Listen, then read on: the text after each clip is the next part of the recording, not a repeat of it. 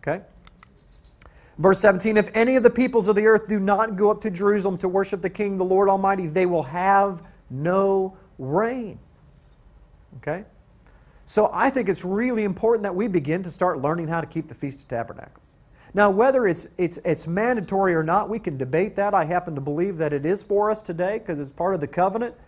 But even if it's not, I think it's a good idea to learn them just so that when you get there, you'll already know how to do it. So that rain will come. Because remember, Israel's job was to be a light to the nations. They were supposed to take these wonderful things that God gave them and be a light and spread them to the nations so that the nations could come to know the Lord and they would be blessed as well. Because back in the day, in the ancient day, okay, in the Neanderthal day of the early ancient Jew, as Brad Scott says, is that the commandments were life. They were never looked at as something burdensome. It was only until man added a bunch of stuff to it that they became burdensome. Okay? They were looked at as life throughout the entire kingdom at that time. So let's define who Israel is, because first of all, what we've done is we've defined that the feast days were given to Israel, and we've also uncovered that they were given to Israel forever. So before we even get into the feast days, I think it's very important that we back up and find out, well, what's even the value or the point of why we do this?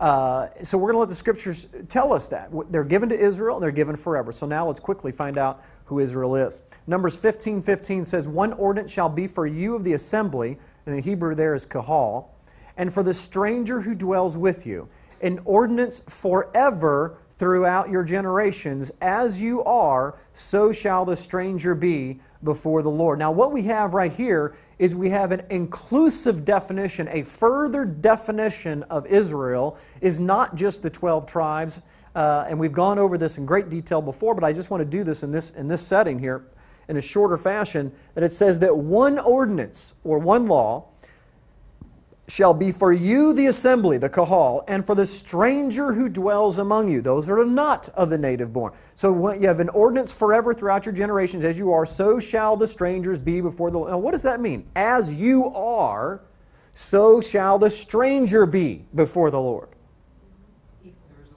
There is no difference. Now does that not fit the character that we already know of God? That when He sees us, He does not see, as Paul says, male or female, Greek or Jew, slave, master, on and on. Okay? He sees people, all level, at the cross. And that's what happened, is when He said that when my people come before me, they're my people. I don't care if they're red, yellow, black, blue, or white. Okay? Or what genealogy they come from. If they want to be my people, they will simply be circumcised and keep my commandments, and they will be as if they were native born. Okay? And their name shall be Israel. So could we say that the strangers or the Gentiles were grafted in?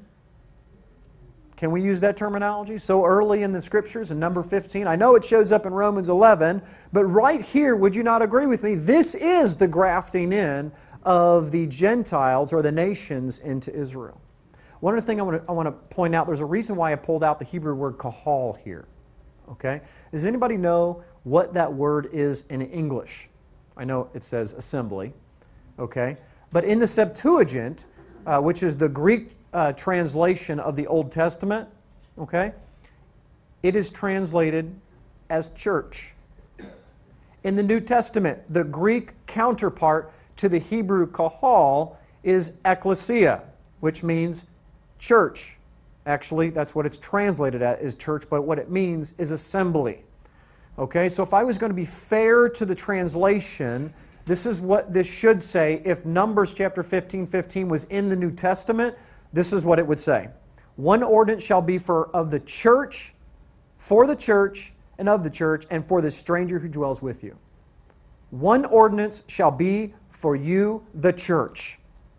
Does everybody see that? Does that not step on some theocratic toes? Okay? We're messing with some theology here, because what we're saying is what the Scriptures is saying, and what Yahweh is saying is that His people are called the church. You see? And what we mostly have grown up with is the church didn't start until the day of Pentecost. Not so. So, and we'll talk about that in just a moment. Jeremiah chapter 11. The Lord called your name green olive tree, talking about Israel, lovely and good fruit. With the noise of a great tumult, He has kindled fire on it, and its branches are broken. And we find out later He broke it into two. Okay? So the olive tree we know is Israel, and Israel is the church. Incredibly important to understand as we move into the New Testament that we recognize these terms that are defined in the Old Testament. Because how many remember and understand that in the New Testament times there was no New Testament, so the only scriptures that they had when 2 Timothy says that all Scripture is inspired by God and worthy for doctrine and reproof and living the way of righteousness, he's not talking about the New Testament. It didn't exist. He certainly wouldn't be talking about himself or his own writings. He's talking about the Old Testament. That's what the scriptures that they had. Okay? So we got to define the New Testament by the Old. So it's very important. I'm bringing this up for a reason. The olive tree is Israel, Jeremiah 11, and Jeremiah 29, and Israel is called the Kahal, or the church. So when we move into Romans 11, this is what we see. In verse 17, if some of the branches were broken off, and you being a wild olive tree, talking to the Gentiles, were grafted in among them, and with them became a partaker of the root and the fatness of the olive tree. Now the root is the Messiah. We don't have time to go into this. We've gone into it many times before. And the olive tree is Israel. So Ephesians chapter 2, verse 12 tells us very clearly who these people are. And that time you, talking to the Gentiles, were without Christ, being aliens from the commonwealth of Israel. Now I'll stop for a moment. Today you are part of the Commonwealth of the United States. So far. Okay? Now that may split into several regions here pretty soon, but who knows. But right now we're all under the Commonwealth of the United States. So if you are in the Commonwealth of the United States, are you not under and bound and under the jurisdiction of the Constitution of the United States? Let me say that in biblical terms. If you are in the Commonwealth of the United States, are you not under the covenant of the United States of America?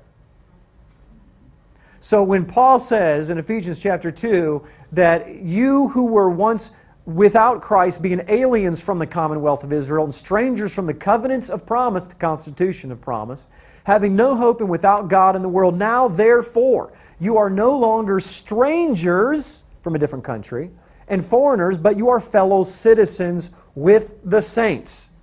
And the word there is set apart ones, by the way. And members of the household of God.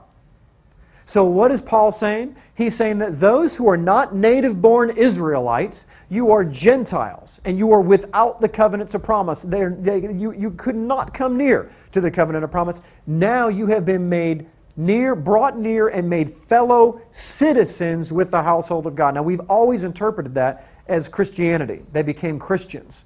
But that is not what's happening. It says very clearly there that they are now, they were far off from the covenants of promise of Israel. They are grafted into the olive tree called Israel, and they're made fellow citizens under the commonwealth of Israel. Does everybody see that? We're not making that up. We're not even stretching it, because it says, being aliens from the commonwealth of Israel. Now they're brought near and made fellow citizens of the commonwealth of Israel, and by default, you now partake in the promises. You see, we look at it as negative when we say covenants, but covenants, we've got to do something. That's not the way he looked at it, and that's not the way Paul looked at it. The way Paul looked at it was life.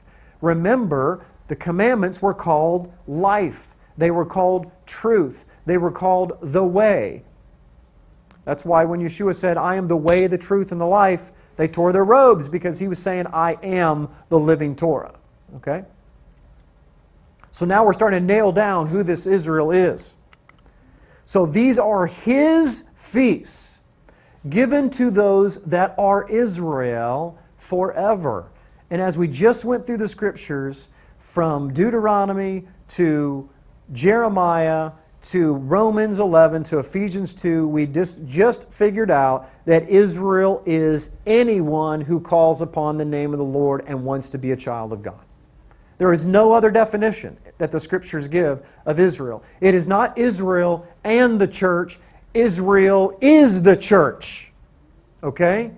And the biggest mistake that we've made is, unfortunately, from our interpreters or translators, and sometimes that's a synonymous term, is that they use the word church in place of ecclesia. And it should be assembly every single time. The word church doesn't even show up in the New Testament in the Greek. It is assembly. And is a subtle, very subtle way of turning your mind from assembly. Because if you saw assembly every time, or congregation, and you actually started in the front of the book, what would happen is your brain would start instantly correlating assembly congregation to assembly congregation. You see what I'm saying? He calls Israel the assembly congregation. New Testament says assembly congregation. We're grafted in, and you go, I get it. But someone changed the word to church, and it got your mind on a different track. So you didn't connect the dots. Okay? So what we want to do is connect the dots back to their original meaning, because the original meaning brings original application. The original application brings connectivity, and connectivity brings power. And that's what we're missing in the church today.